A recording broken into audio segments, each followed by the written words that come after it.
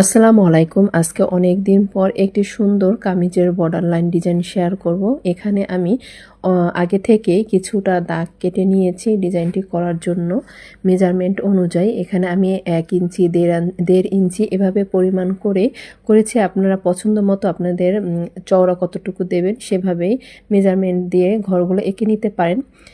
এক এক করে আমি প্রথমে পাতা দুই লাইনে পাতা দিয়ে নিয়েছি। এরপরে আমি সোজা একটি দাগ কেটে তার মাথাতে ছোট করে পেন্সিলের ডট দিয়ে নিচ্ছি। এভাবে একটি বড় এবং একটি ছোট দাগ হবে। এভাবে ডিজাইনটি তৈরি করব।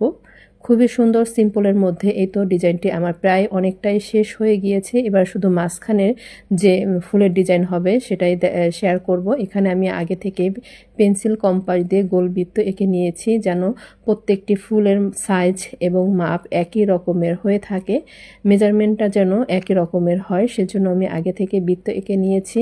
এরপরে এখানে আমি 8টি পাতা দিয়ে একটি করে ফুল কমপ্লিট করেছি।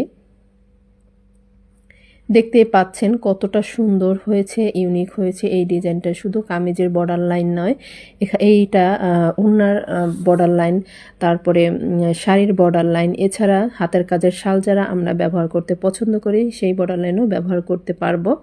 এই বর্ডার লাইনটি খুবই সুন্দর, সিম্পলের মধ্যে খুবই সহজ একটি ডিজাইন, খুবই সহজভাবে এঁকে দেখানোর চেষ্টা করেছি।